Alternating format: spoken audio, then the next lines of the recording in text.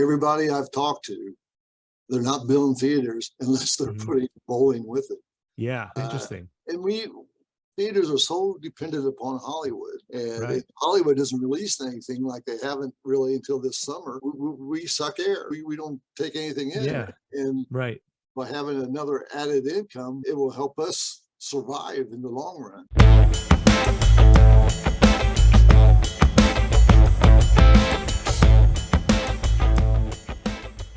Great. Thanks again for coming on today, Mick. Really appreciate it. I'm looking forward to our conversation. For people who haven't had the pleasure of meeting you, tell us a little bit about yourself and company you're working with. Okay, my name is Mick Stieler. I'm the president of North Park Cinemas Incorporated, which runs our company. We just changed the name to Showplace Entertainment due to the FECs that we're adding on to our theaters. I'm 65 years old. I've been in the business since I was 12, working for my dad. And you'll find that people like me, they're all over the country, because I talk to them all the time that have worked into theaters all their lives. And it's something that gets into your blood. I got an accounting degree, worked in the CPA for a while, and I said, this isn't for me. It gets in your blood, and you just hate to leave it. But anyway, my dad died about 4 years ago, and I took over as president. But I been running the company for the last 15 to 20 years. I would talk to my dad, and we would bounce things off each other. And I always had the idea. I always wanted to expand. He did not. Right now, we have eight theaters with 80 screens. How many was that? Sorry. 8 theaters with 80 screens. Oh, wow. Our largest is a 20-plex here in Evansville, Indiana. And it has an IMAX also. And that's one that I'm working on adding another FEC to. Okay. 4 years ago, we added an FEC to our Newburgh location. Newburgh at the time had 12 screens. We reduced it to 10 screens, and we put a huge arcade with, I think, 60 games. We 20 lanes of bowling. Oh, wow. A big restaurant, laser tag. So it was a massive project. Yeah, it was a 30,000 square foot addition to our existing theater, and massive. It's done fantastic since we've opened it. Even through COVID, we closed down, I think, for 3 months, and then we reopened, and it's just been steadily building. Whereas this past March was our biggest month we've ever had. This last month, July, was fantastic too. So, it's the writing's on the wall as I'm concerned. That's why where things are going. That's why we want to add one on to our biggest location at Showplace East here in Evansville. Okay. And hopefully I'll have that up and going either next October or the first of the next year, 2023. And that's going to be like a similar size. I'm sorry. Pardon? Okay. And that's going to be a similar type project, adding some bowling lanes, arcade, restaurant. Right. Was that your first foray into the bowling space, or had you had some of that before? No, it was the first. Okay. It's funny because my dad and we flew out to California. I think it was Murray Bowling flew us out there because we were toying with this idea probably 8, 9, 10 years ago, but we never did follow up on it. And then it's funny how things work out. Then, about 6 years ago, we decided, let's go with it. And that's when we started laying the footwork for our FEC in Newburgh. And it just took off from there. It took about 2 years to get the project finished, finalized. But we mainly operate theaters in small towns in Indiana, Kentucky, and Illinois. It's weird how I kind of approach this. A lot of times the city will come to me and we'll sit down and talk, and then I'll talk to the local bank. Most of these are financed by local banks. And we have, most of them are eight screen complexes. Okay. And I'm even thinking about adding mini FECs to a couple of them right now on that. Just because what does that look like in your mind? It looks like maybe, all depends on if the city has a bowling alley. If it has one, then I'm kind of torn on which way to go. Do I want to go duck pin bowling? Do I want to? Yeah. Not. It all depends on the shape of the alley and things. Because I'm looking at one place in Indiana right now. They have a very nice alley, and I don't want to. I can't compete with it. I could.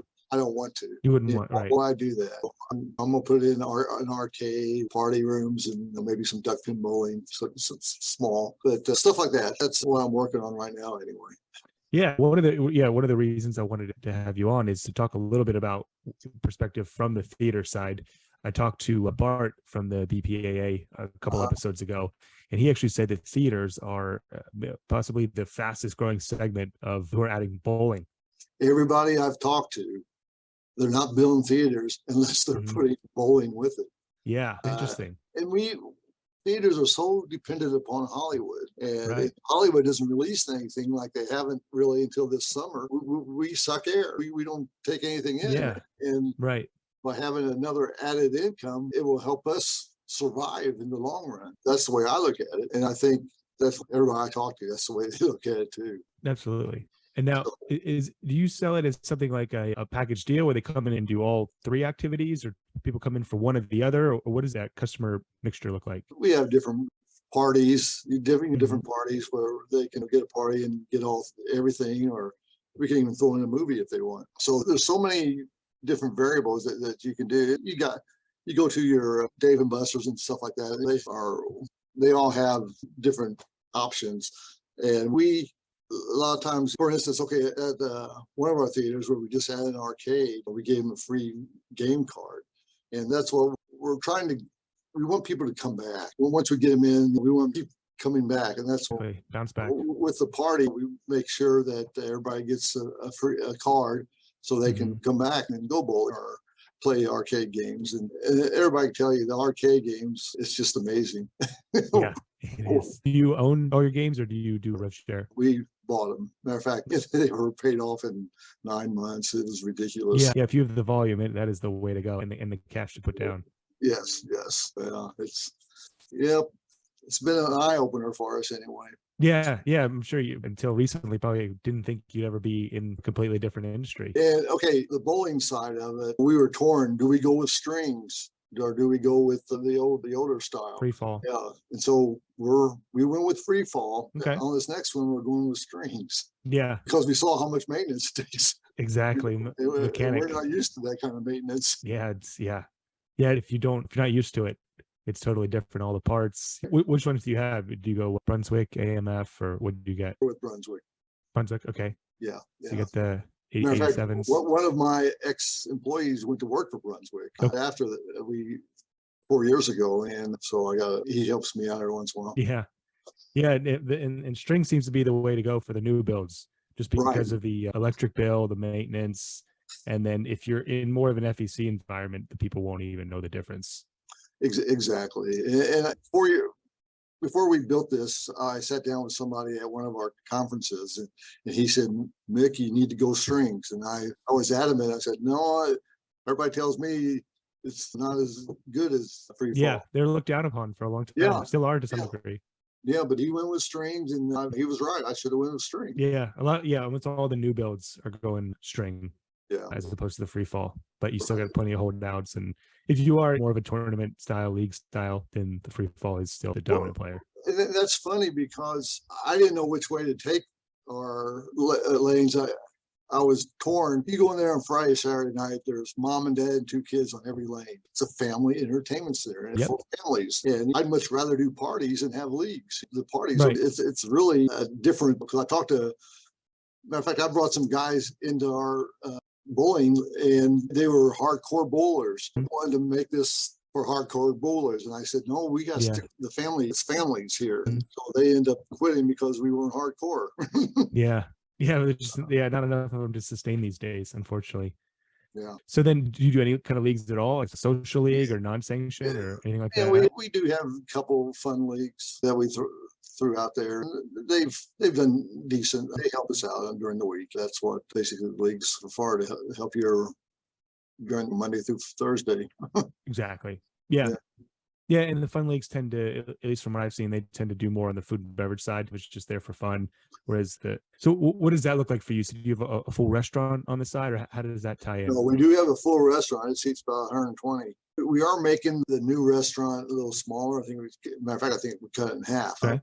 Just because we also serve food in our theaters now too. And so it's going to it's a double-sided sword there. Yeah. It's really, I always say it's 3 restaurants in your kitchen, because you got your bowling, pizzas and burgers and stuff, and then you have your restaurant, and then you have your theater. You're serving 3 different audiences Right. Yeah. out of one kitchen. So Right. that's something in itself. To manage that, it's tough, especially in Yeah. today's environment. Yeah, I can imagine. Yeah, because you got three times the size of a menu, 3 different cuisines. How do you reconcile that now?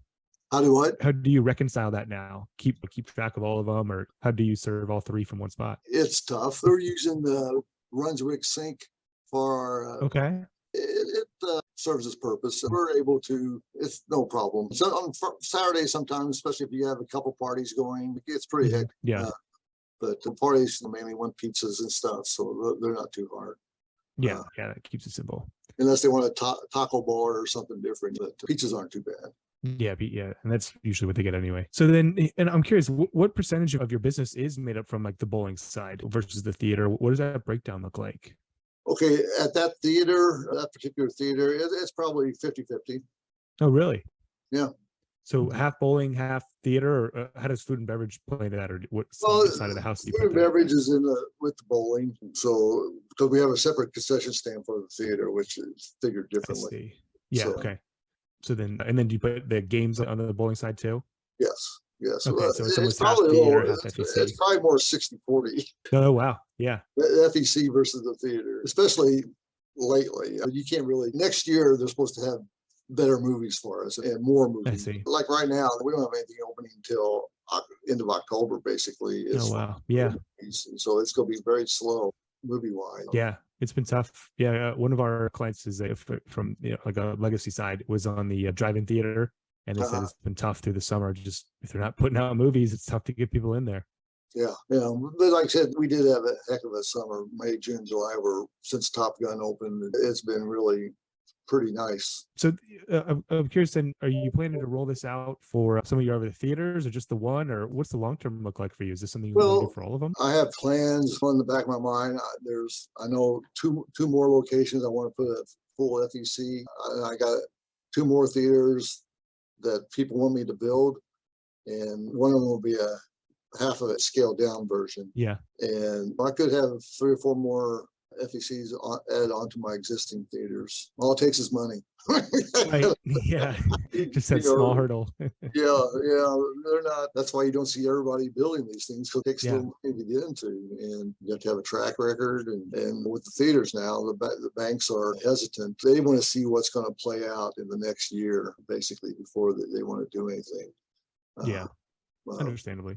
For theaters, but yeah. Then that brings me to the next question: is what's working for you now on that FEC side? You mentioned parties a couple of different times. What are some of the things that are really working for you? You see that are really riding the wave with the bowling? The parties, we'll go through some weekends where we'll have 15, 20 parties, and what's really nice is when you get a corporate party midweek, and we've had a couple of those lately, and they're increasing too. Well, of course, we've been there for 4 years now. We have a track record. People enjoy coming. They nothing but good things, I hear. And that's customer service. It always boils down to customer service. You have to take care of your customers. And these parties, we have a party host or a bartender, whatever it takes, what they want, depending on the size of the party.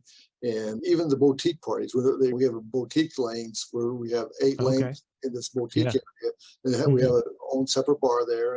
And they can either have a party inside there or use the 2 party rooms that are connected. And so it really makes it nice for corporate functions. Yeah. And we've had a lot of corporate functions inside our boutique lanes. Yeah. That seems to really put you in a good spot for the corporate events, is to have that boutique. I have a few other clients who have that, and it's just like a perfect setup for them. It's separate, it's away, it's big enough, it holds people, and they do feel special, which is the whole goal for them to do that for their employees. And it's funny, we've been there 4 years, but there's a lot of people just finding out about us. So the Newburgh location is like the east side of Evansville. It runs into Evansville, so it's on the far east side. So there's a lot of people from the west side or from center Evansville that haven't been up there and seen it. They're just finding out about it. So that's why I wanted to build one in Evansville, just because of that reason. No, okay. Yeah, no, that makes sense. Okay. And you said Evansville, and then what else is working for you today then on the FEC side? To be honest with you, we love the Kids Bowl free. Okay. During the summer, you can't beat it. Even the argument against it was they're bowling all this for free. But Yep. when you're packed in there every day during the week, you got mom bringing 2-3 kids. A lot of times they have to walk through the arcade to get to the bowling. Exactly. Yeah. And sometimes they stay and eat in the restaurant. So they stay and watch a movie afterwards. So to me, the Kids Bowl Free is a fantastic program, and we swear by it. And it's I think it's a great thing to have. Yeah, I've definitely heard mixed reviews on it. I think if you have a couple different product lines, then you get the cross pollination. But some people, if they only have bowling, they might not do as well because the bowling's free. But if you have food, Right, you have all these other things. Sure. I think for you, it sounds like it works out beautifully. Yeah, it works out great because I will go up and just watch before they come in and bowl. I'll see them playing games or afterwards. That's why these cards are so great. We use InterCard, and they're fantastic because they can be used for anything. And also going to the movies, they can just put money on their cards and they can spend the whole day.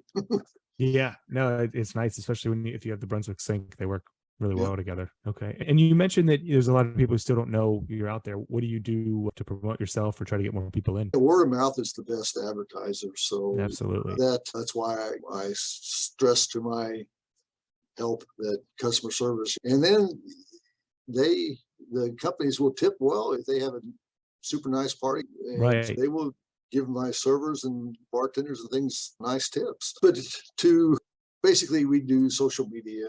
We don't do a whole lot of other media. There hasn't been any need to. We're jammed. We are going to start having bands in a restaurant on Saturday night. Live entertainment. Yes, we try before. I think we're going to go with more of a country because I guess we're in the country section. Sure. Yep. You got to know your audience. Yeah, we start that in mid-September. And so I'm hoping that does well. But word of mouth, social media, that's basically what we rely on. Okay. And when you do social media, you do the ads or just a post, or what kind of stuff do you do on the social? We do posts and I'll boost it. Okay. $5 behind it or something. Yeah. I do that every so often. But that's basically all we do. Yeah. Yeah. They do studies where they see that most people are on their phones 4 to 5 hours a day. Yeah. And so that's where they're at. You might as well hit them where they're at. But yeah, we're bowling alley marketing. So we don't do a ton of stuff. We just stick to a couple things that work. And that's one of the things that works today. Sure.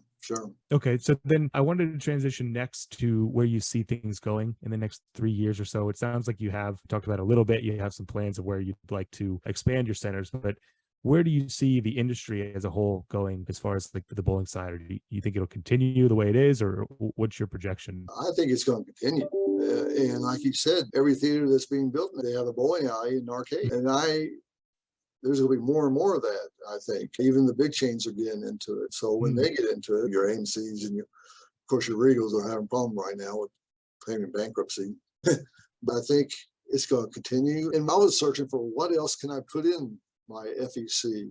People throw things out there like rope courses. We have a bunch of golf simulation places in town, and I'm thinking maybe I need to put some golf simulators in. VR, virtual reality stuff. Even what they're doing now, people are coming in to watch people play these games. What's that called? Sports. Yeah, esports. Yeah. I've checked into that. I'm still not, even though they show me the crowds that come to these things, but I don't know. It's maybe I'm too old. Yeah, there's a huge market for it. It's crazy. We're looking for add-ons to our parties, basically. Laser tag's a great add-on to a party. Yes. We don't do a whole lot besides the parties with laser tag, but parties eat it up. I'm one game, play a couple games of laser tag, play the arcade. That's a whole lot for these kids or whatever, and then they eat cake or in the party room, and it works out pretty good. And of course, these parties, they're not going to do a golf simulator. They're not going to do axe throwing unless it's an adult. That's party. True. I don't know, but yeah, we're always looking for something else to add to the experience. Of course, people say you ought to cut your restaurant in half and put more arcade games in. Yeah, I can totally see it. I think you hit on the point is having that bunch of different options for people to do. You got that 3 or 4 or 5 different activities, is really a draw, because someone might come for one of them and end up doing 4 of them. Yeah. So you get people that it really expands your draw. Whereas if you only have one thing to offer, those are the only people you're going to have coming in. Right. Yeah, exactly. Yeah. And I think that's really lent itself to us being a very popular place for parties. Right. Yeah. Yeah. And to hit on your point, I'm a partner in a center. We have the axe throwing and the golf simulator, and they both do really well with like alcohol, more for adults, Right. especially the axe throwing. It's very profitable. Wow. It doesn't take up a ton of space. Huh. Small. Okay. Yeah. But we don't, when we're 2 years or so into a fad that could maybe last another year or 2 or 5 or 10. We don't know. Yes, it's when dealing with the public, you just don't know. Very fickle. Yeah. But those were like a 3-month payoff. Oh, wow. Yeah. Because it's cheap. It's wood and sure, a little bit of metal lattice and maybe I'll need to write that down next. Yeah, check it out. Definitely a good one. But okay, so we touched on that. I wanted to ask, the next one is what your biggest challenge is right now. Biggest challenge is labor, and that's all across everywhere. Labor problems. Yes. I've been lucky where I've had people that have worked in my theaters for a long time. Right now, I have 2 theater managers running my FEC, and they're doing a fantastic job. They know how I want things run. And when you get into your kitchen, you have to make sure you have a good kitchen manager. Otherwise, your kitchen's going to be a headache. Mm-hmm. It's still a headache, even if you have a good kitchen manager. But you have to have and as far as maintenance, I got that covered pretty well. I got three or four maintenance guys. The bowling counters, the redemption and the bowling counters are together in our facilities. So it's during the week, and one person can staff it, but on weekends I got 4 or 5 people back there. So it's the labor. And it's funny, the kids, we used to not have any problem getting kids to work at our theaters. It's become a problem lately. I've raised, I think our lowest pay is I think $10 an hour. We're paying a lot more for workers that aren't as good as they used to be. Yeah. Don't get me wrong, we do have some really good employees. Sure. But overall, looking at the overall picture, it's really, I think the labor market has changed. A lot of your kids are too busy to work nowadays. Sure. They got too many things going on, but we try to work with them too if they're involved in sports. We understand flexibility. For these 3 or 4 months, you're going to be non-existent to us. The time after that, what we strive for. But labor is probably the biggest headache. For me right now, besides lack of movies. Yeah. That seems to be the consensus, is that the labor is just tough to find good people and to get them to apply and actually show up and work and show up on time. They make an appointment with you, but then half of them don't show up for the interview, which I just don't understand. It's a different mentality in today's world. So it happens a lot. We actually implemented a software where we do automatic texting or reminders for the appointment, and that helps. It boosts it the percent of the show up rate pretty significantly. You still have people who don't show up, but it helps a lot to do. Hey, you have an interview tomorrow, and then hey, you have an interview in an hour. I'll call you, or whatever the process is. Sure, helps a lot. We just have that automated, and then you can use the same marketing skills to get more candidates. So you basically advertise and try to, just the way you're drawing in customers, you're trying to draw in good applicants. Because I think the statistic is that 25% of people who have a job now weren't looking for a job when they got the job. So just because they're not unemployed doesn't mean they're not open to an opportunity. So just getting your name out there. It used to be you always ask your workers if they have any friends, and we still do that, but it just doesn't seem like it. They don't have as many friends as they used to. And some people even offer bonuses if someone comes on and they work a certain period of time or tenure, then you pay out a bonus. We usually up their pay if they've been here for, I think it's 2 months. They stick it out. So it's worth it at that point. If you think about all the training costs and opportunity costs of not giving good customer service, it's worth it.